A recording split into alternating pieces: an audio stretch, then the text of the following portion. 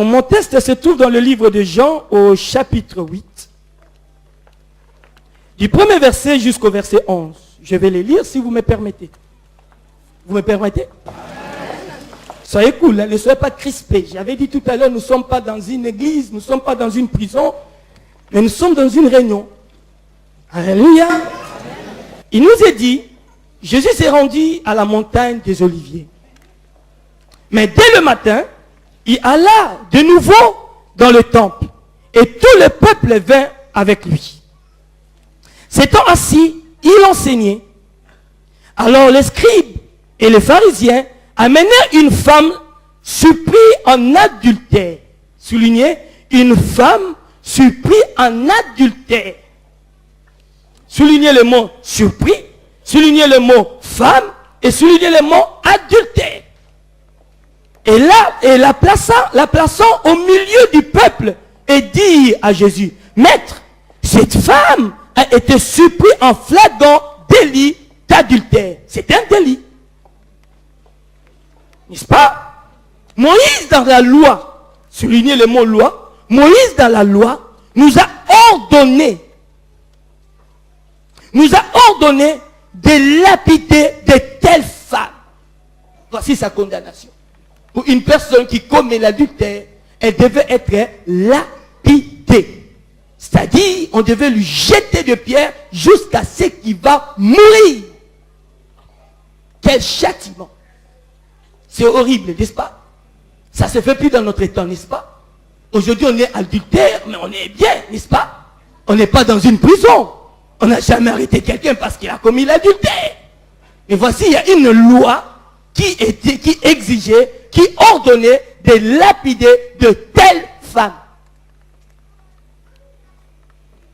N'est-ce pas? Moi je lis ce qui dit la Bible, n'est-ce pas? Toi donc, que dis-tu? Que dis-tu? Il disait cela pour l'éprouver, afin de pouvoir l'accuser. Mais Jésus s'étant baissé, écrivait avec le doigt sur la terre. Comme il continuait à l'interroger, il se releva et leur dit, que celui de vous qui est sans péché, jette le premier la pierre contre elle, la condamnée. Et s'étant de nouveau baissé, il écrivait sur la terre. Quand ils entendirent cela, accusés par leur conscience, ah bon? Ils se retirèrent un à un, depuis le plus âgé jusqu'au dernier. Et Jésus resta seul avec la femme qui était là au milieu. Alors, s'étant relevé et ne voyant plus que la femme, Jésus lui dit, va, où sont ceux qui t'accusaient?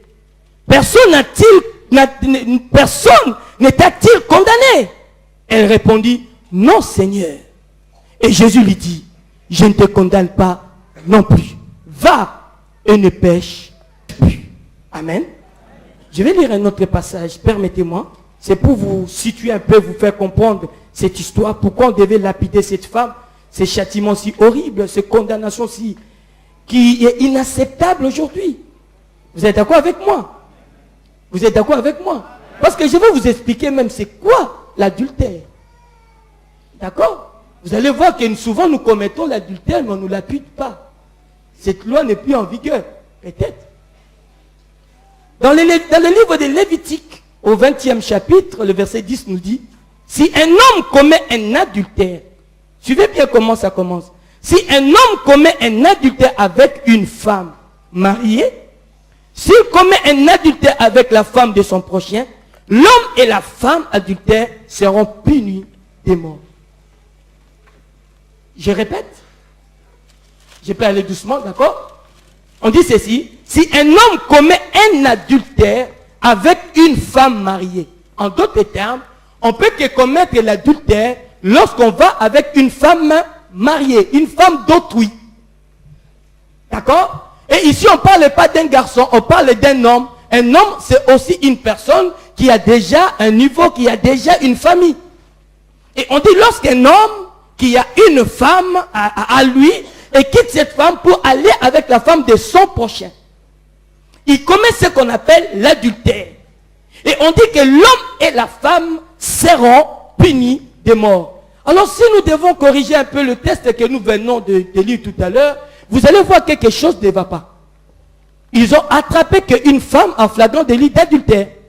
Et la femme peut faire tout, sauf commettre l'adultère toute seule. Je ne sais pas si vous connaissez une femme qui peut commettre l'adultère toute seule. D'accord. Et ici, même dans la loi, on dit que c'est l'homme et la femme, n'est-ce pas? Lorsqu'on les attrape, ils ont commis l'adultère, on leur prend tous les deux. C'est pas qu'on épargne l'autre, mais on prend l'homme d'abord et la femme après. Parce que c'est toujours l'homme qui est l'instigateur, c'est toujours l'homme qui commence. On leur amène dans un lieu public et on leur tue. Parce qu'ils ont commis une abomination. Mais dans l'histoire de Jean 9, on présente que la femme qu'on a attrapée en flagrant délit, c'est-à-dire en train de commettre l'adultère toute seule. Vous avez remarqué ça?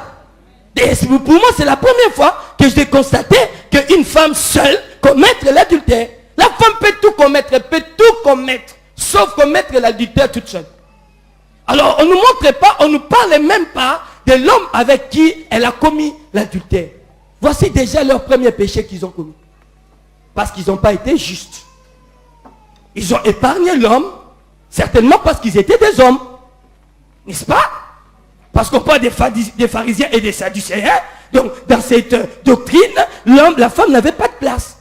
Alors là, pour eux, la femme était rien. Donc, on attrape la femme, on laisse l'homme, on cache l'identité de l'homme, on cache l'homme, on prend la femme, la pauvre femme, on l'amène jusque devant la foule. Les saints hypocrites. Vous comprenez?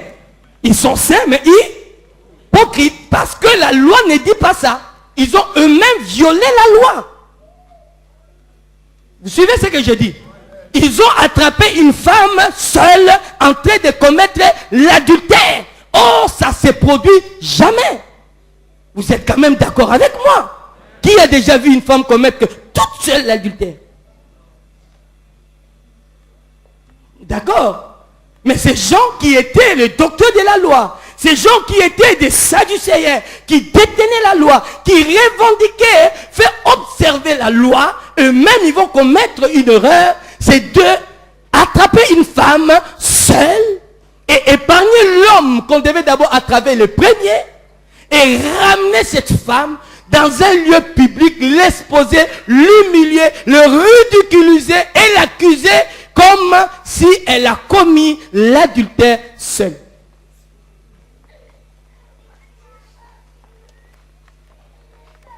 C'est pas possible. J'aimerais qu'on réfléchisse ensemble. Est-ce que c'est possible leur accusation?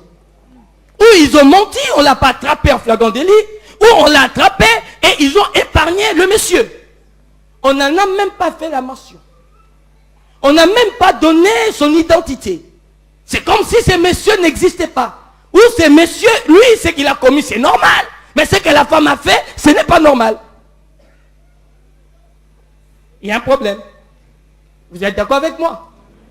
Et, bougez les mains s'il vous plaît. Vous êtes d'accord avec moi? Et c'est tout à fait le jugement des hommes.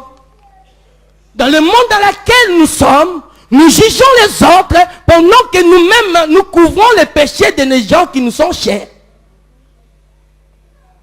D'accord? C'est toujours ce que l'autre fait est mal. Mais ce que toi tu fais n'est pas mal. Parce que c'est quoi l'adultère?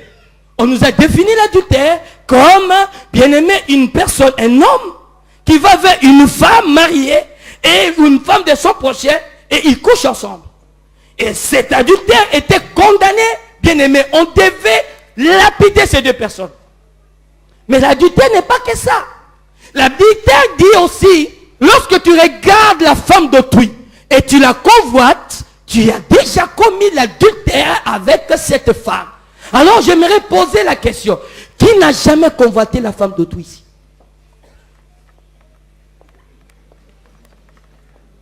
Donc si ça nous est déjà arrivé, ou le mari d'autrui, alors nous méritons aussi ces châtiments d'être lapidés. Car le monde passera avec tout ce qui renferme, mais la parole de Dieu ne passera pas. Si le châtiment qui était réservé aux hommes et aux femmes adultères, c'était la lapidation. Bien aimé, ces châtiments existent jusqu'à aujourd'hui. C'est ce châtiment, bien aimé, qui existe, qui existait, que Dieu avait déclaré, c'est une chose abominable que l'homme marié prend la femme de son prochain ou convoite la femme d'autrui. On dit déjà qu'ils ont commis l'adultère et le seul châtiment qui pouvait réparer cette abomination, c'était, bien aimé, une condamnation à mort, une lapidation. Vous comprenez ce que je suis en train de vous dire? Si cela était dans l'Ancien Testament, cette loi est encore de vigueur dans notre temps. Je voulais vous dire, si bien aimé, la loi de Dieu n'est pas la loi de la France. La loi de la France change quand le gouvernement change. Mais bien aimé, c'est que j'aimerais vous dire, le gouvernement de Dieu ne change pas. Il est Dieu depuis la création jusqu'à aujourd'hui. Il est assis sur son trône depuis la création.